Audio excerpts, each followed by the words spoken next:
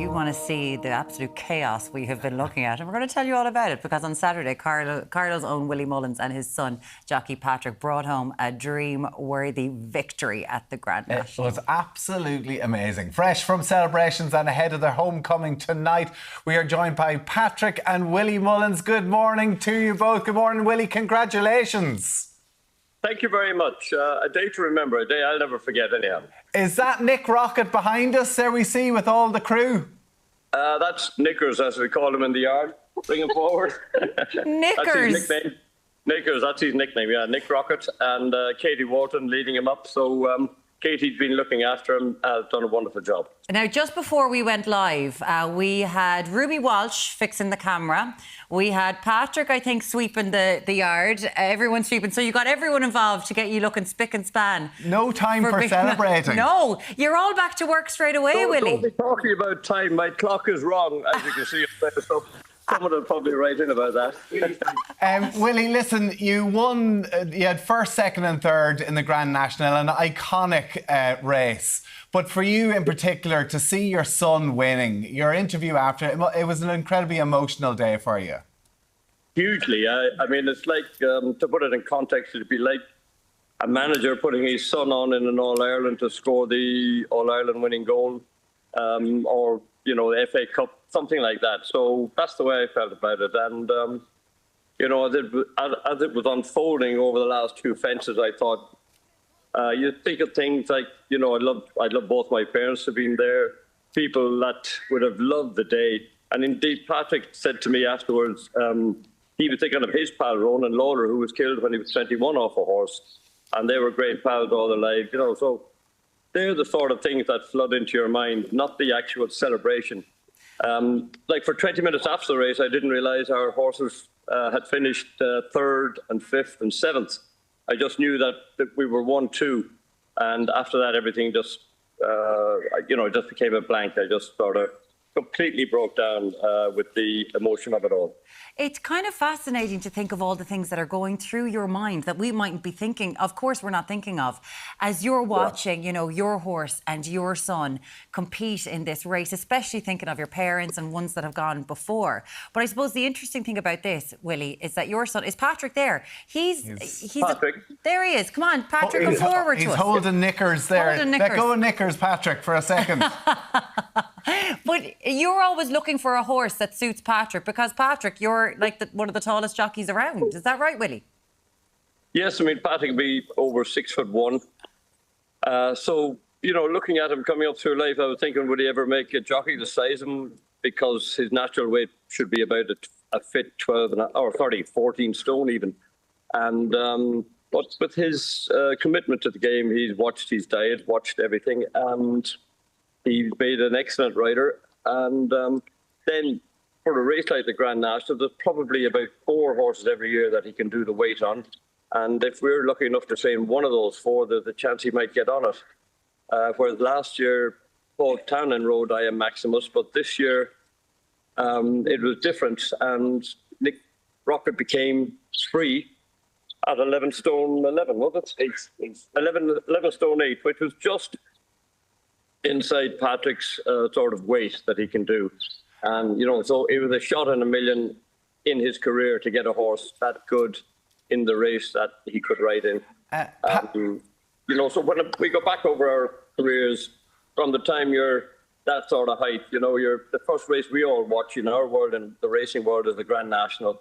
And you think you want to win the Grand National. And I'm thinking Patrick's going to have so few chances. I mean, to get him a ride in the Grand National is a huge honour. And any jockey will tell you to even finish the course there, never mind win it, to finish the course is like riding about 10 winners. You know, it's such a difficult thing to do, and then to actually ride a winner. It was it was incredible. Patrick, you know, I know you grew up reading about the Grand National, dreaming of riding in a Grand National. For you, we just watched a clip there. You came over that second last fence, you put you into a brilliant position, you were on the inside rail. What was it like coming up the hill on the closing straight? It took a very long time. I was in front much sooner than I wanted to be.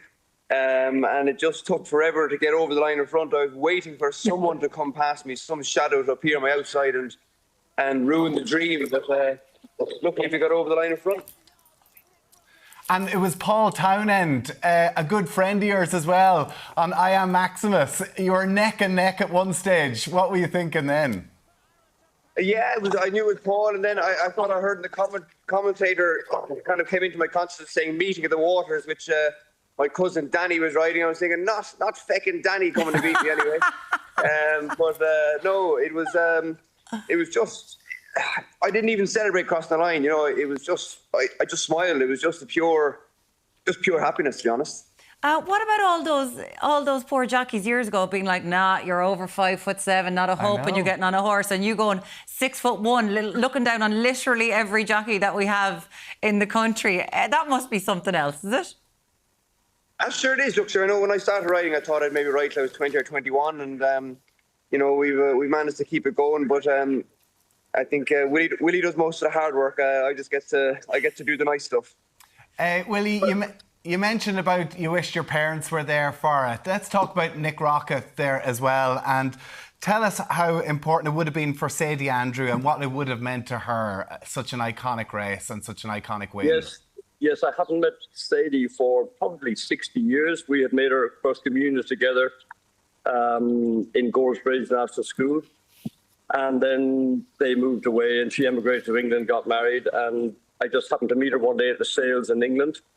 And we got chatting, talking about back in school, back in the day. And next thing she rang, she said to her husband, look, I want to have a horse in training with Willie, let's buy one. And then about a year later, Sadie rang me and asked me, could I get the horse ready for for Stuart's 60th birthday party, which was in about 6 weeks' time. And in the meantime, I mean, I thought Sadie was a very healthy looking woman, the same as anyone is, and went and had a health check, and lo and behold, it came back with very bad results. And she lived for 9 weeks, I think, after the health check. You know, very sad, very, unbelievable. So it just shows us all, you know, your health is your wealth. Yeah. And then for the horse to go on and do what he's done, and her name is still on the race card, which I think is fabulous, as, you know, part owner along with her husband, Stuart. Yeah, God rest her. God rest her. Absolutely. Willie, your team, I know you won Manager of the Year last year at the Sports Awards.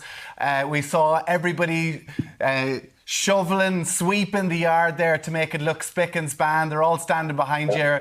I mean, how important is having a strong team to be able to, as you say, have a 1, 2, 3, 5, 7 at a race like the Grand National? You know, we've got a fabulous team.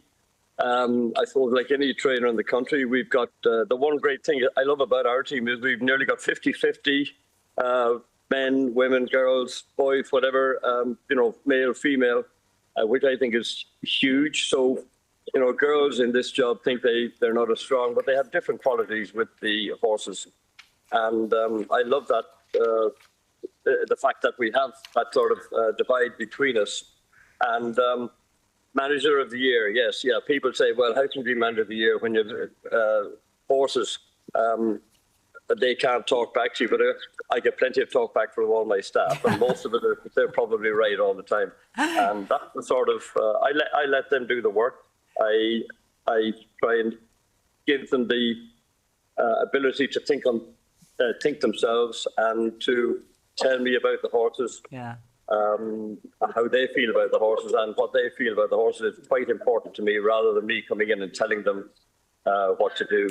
They actually tell me, and we put it all together, and it happens, and it's happening well so far. It's gorgeous. We're just seeing Nickers behind you there, mad for road, just mad to get out. Patrick, most people bring their parents to tears when they're teenagers and sneaking out and staying out until 4 o'clock in the morning and doing all sorts of things.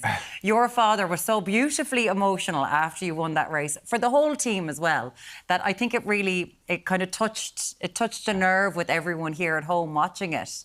It must have been very special for you, for your dad, and everything that you've achieved together. Sure it was. Sure, look, sure. So every son wants to make their father proud. So look, it would have been nice to have my grandparents there, but it was great. My mother was there, my father was there, Sarah Rose, my girlfriend was there, and it was a day that will live very long in the memory. It was absolutely incredible, and the scenes after it were just so special. Congratulations to you both. Patrick, the celebrations are gonna kick off tonight, are they?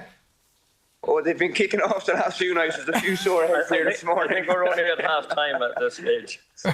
You're at half time. There's a homecoming in Carlow, I think, tonight. Yeah. Well deserved to you both, to everybody in the yard. It was absolutely incredible, and to see a father and son like that just at the world level. Congratulations, it's such an iconic race. Patrick and Willie Mullins and everybody and everyone there. Yeah, thank you so much. And of course to Nicky Rockett, the star of the show. Come on up, Nicky. Come on up, Nicky. Oh, she's going through us. Unbelievable. He's here enjoying himself. He's come out of the race very well. We're very happy with him. Oh, brilliant. It's amazing. So much. Willie, thanks so much. And thanks to everybody this morning for setting that up. Really appreciate it. What a day. Yeah, Ruby Walsh being the cameraman. Did not expect that. Thank you so much, All guys. the best, guys. Cheers. Thank you.